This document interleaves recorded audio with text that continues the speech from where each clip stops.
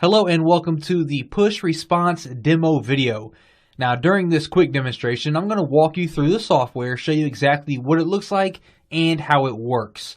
So when you first log in here, you're going to see the dashboard where we have a nice little breakdown of our statistics related to our account. We can see our subscribers, the list that we have, the notifications that we have sent, and the notification statistics once we start sending out those notifications. Now on the left hand side, I'm going to click on list and then I'm going to click on web. Now here is where we can actually create the list of users that we're going to be collecting. So I'm going to click on new list here. From here we need to give this a domain name, so I can say my demo list 101 and then the timeout before show. This is how long do you want to wait before the pop-up comes onto the screen asking them to accept your push notifications. So I can say 3 seconds, and then we have a redirect URL where you can redirect them after a successful subscription. So this can be to a thank you page or another page on your website or wherever you want to go. And then next up we have the banner position. Where would you like for the pop-up to appear? So as you can see, we have a desktop area and a mobile device area. So we can select these wherever we would like. So I'll keep mine in the top left corner. And then a way to edit, we can do a default way or a code way. I'm going to click on default. And when I do that, we can see a sample down here of what this pop-up will look like. So I can enter my custom title here. I can change the button text of the OK and the cancel. Then I can add some additional text. And I can also upload my own image to show as well. So I'm going to leave it just like it is right now and click on create. And once I do that, the software is going to go ahead and create this list for me. And once that list is created, we can see we have it here. And now I can customize the pop-ups. If I click on that there, we can see the different templates that we have here, the loading template, the success template, and so forth. And we can customize exactly what that looks like and what the message says here. Let me go ahead and jump back here. And I'm going to click on response scripts. And now that we have that list created, we need to take this script here and then paste it on our website where we would like that pop-up to appear. So what I'm going to do is I'm going to copy this script here, and next we are going to jump over to my demo WordPress blog that I have set up, and I'm going to go ahead and paste this into my header section of my blog. So we're going to paste it just like that, click on save, and now what I'm going to do is I'm going to open up a new incognito window and browse to my website. And once this loads up here, after 3 seconds we should see my pop-up appear as we can see there, asking me if I would like to accept the push notifications from my website. Okay, so as you can see, I left it the default settings. Obviously, I could have had my own image, my own headline, my own text, and my own buttons as well. So I'm going to click on OK, and as you can see, it redirected me to Google because that was the setting that I had inside of my dashboard.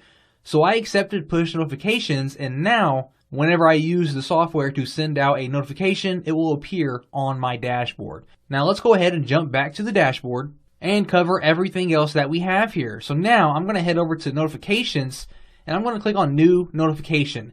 Now a notification is exactly what it sounds like, where it's almost like a broadcast email where you can create it and then send it out one time.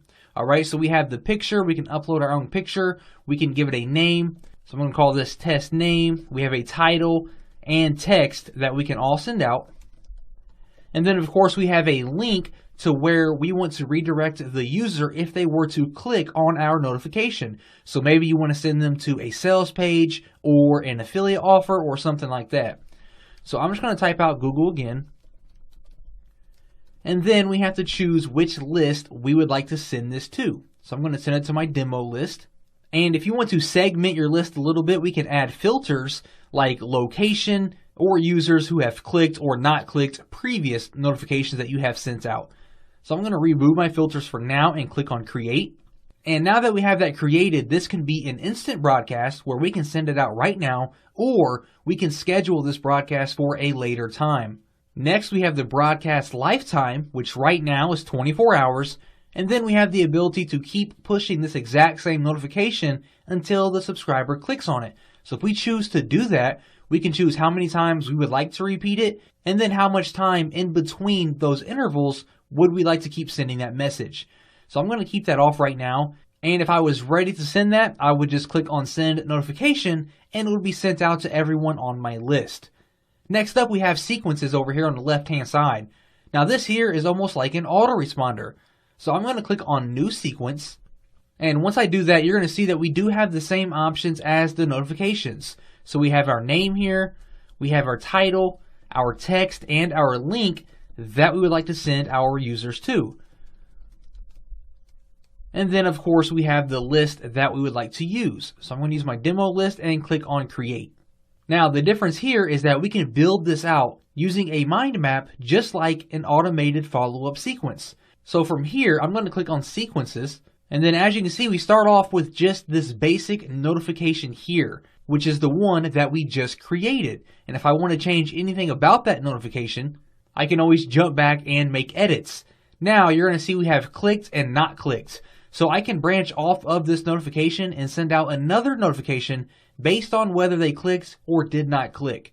So let's say they clicked my notification. I can choose clicked and then create a brand new notification here. So we're going to call this one clicked 1, and we're going to use that all the way down here. And since they clicked my previous notification, maybe I want to send them to another sales page or step 2 of a training video or something like that. So you would enter your website here and then the time delay that you want to send this out from the previous one.